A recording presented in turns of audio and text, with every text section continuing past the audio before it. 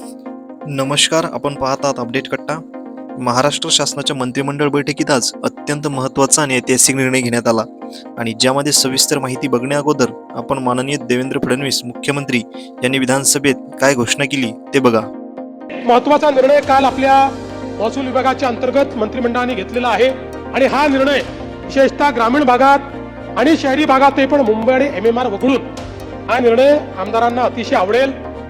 1 जानेवारी 2011 पर्यंतचे सर्व निवासी अतिक्रमण नियमित करण्याचा आपण निर्णय घेतलेला आहे. यामध्ये 500 चौरस फुटापर्यंतचं विनामूल्य, 500 ते 1500 चौरस फूट 10% बाजार मूल्याच्या आणि जर व्यावसायिक भाग असेल तर 25% अशा पद्धतीनं याची रचना केली आहे. त्यामुळे आता या संदर्भात अनेक वर्षाची मागणी होती की 2011 पर्यंतची अतिक्रमणं ही नियमित करावी. मुंबई आणि MMR ला हे लागू नाही, कारण इथे जागेची कमतरता आहे ना, बाकी ठिकाणी जागा आहे. ज्यामध्ये राज्यातील 2011 पूर्वीची अतिक्रमणे अनधिकृत घरे आता नियमित करण्याचा निर्णय घेण्यात आला आहे. या निर्णयामुळे राज्यातील लाखो कुटुंबांना मोठा दिलासा मिळणार आहे. नेमका हा निर्णय काय आहे, कोणाला याचा फायदा होणार आहे आणि कोण आहेत पात्र, कोण आहेत अपात्र, चला तर पाहूया सविस्तर रिपोर्ट. राज्य सरकारने घेतलेल्या या मोठ्या निर्णयामुळे 1 जानेवारी 2011 पूर्वीचे अनधिकृत घरे आता अतिक्रमणे आता कायदेशीर करण्यात येणार आहे. हा निर्णय विशेषतः झोपडपट्टीत राहणारे नागरिक, आर्थिकदृष्ट्या दुर्बल घटक आणि वर्षानुवर्षे एकाच ठिकाणी वास्तव्यात असलेले कुटुंब यांच्यासाठी होणार आहे. यामध्ये आपण जर ग्रामपंचायत जागा गावठाण जागेवरती राहत असाल तर आपणास देखील याचा फायदा होणार आहे. आता मात्र या निर्णयासाठी काही अटी आणि नियमही ठरवण्यात आले आहेत. फक्त निवासी वापरासाठी असलेले घरेच नियमित केले जाणार आहेत. मोठ्या व्यावसायिक इमारती किंवा प्रकल्पांना यामध्ये सवलत मिळणार नाही. सरकारच्या माहितीनुसार 1500 स्क्वेअर फुटापर्यंतचे बांधकाम नियमित होणार आहे. त्यापैकी 500 स्क्वेअर फुटापर्यंतचे मोफत नियमित केले जाणार आहे आणि उर्वरित क्षेत्रासाठी शुल्क आकारले जाणार आहे. आता एकाच कुटुंबातील फक्त एकच घर नियमित केले जाणार आहे याविषयीची परवानगी देण्यात येणार आहे. एकापेक्षा जास्त घरे असल्यास फक्त एकाच घराला मान्यता देण्यात येणार आहे.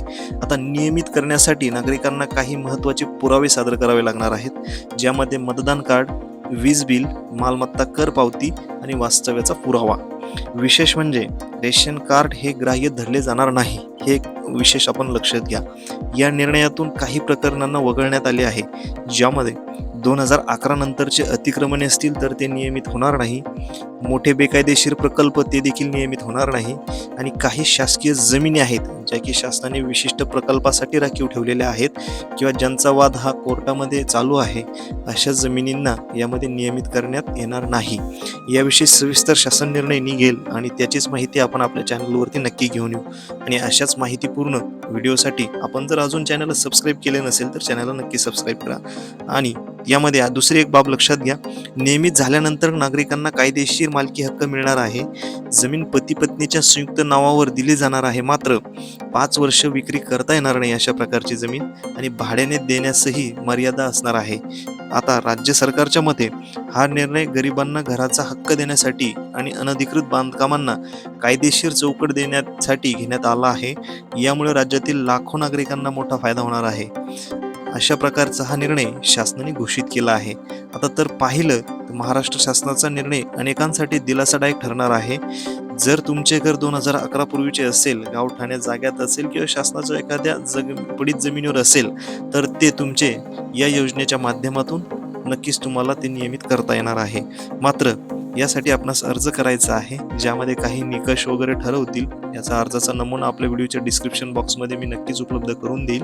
अजून याविषयीचा सविस्तर शासन निर्णय लवकरच निर्गमित होईल आणि यासाठी देखील याच्या अगोदर देखील शासनाने वेगवेगळे धोरणं आखलेली आहेत, वेगवेगळे GR आहेत. त्यासंबंधीची मी सर्व माहिती तुम्हाला व्हिडिओच्या डिस्क्रिप्शन बॉक्समध्ये नक्की देईल आणि ती आपण नक्की बघा. तेथे वेगवेगळे फॉर्म आहेत, GR देखील आहेत. यामध्ये एक गोष्ट लक्षात घ्या, मात्र अर्ज करताना सर्व नियम आणि अटी काळजीपूर्वक पाळणे आवश्यक आहे. आणि अधिक माहितीसाठी आमच्याशी जोडलेले राहा, आमच्या चॅनलला सबस्क्राईब करा. आता एक गोष्ट लक्षात घ्या, हे सर्व करत असताना शासनाने काही नियम ठरवले आहेत आणि या नियमाच्या आधारेच आपणास कोणत्या कार्यालयाला भेट द्यायची, कुठे अर्ज करायचा आणि याविषयीची संपूर्ण संपूर्ण माहिती वेळोवेळी आपण आपल्या चॅनलवरती घेऊन येत असतो. तर त्यासाठी नक्कीच आपल्या चॅनलला जोडलेले राहा. व्हिडिओ आवडल्यास लाईक करा आणि याविषयी आपणास काही अडचण आल्यास खाली व्हिडिओच्या कमेंट बॉक्समध्ये कमेंट करा. मी नक्कीच उत्तर देण्याचा प्रयत्न करेल. चला, धन्यवाद.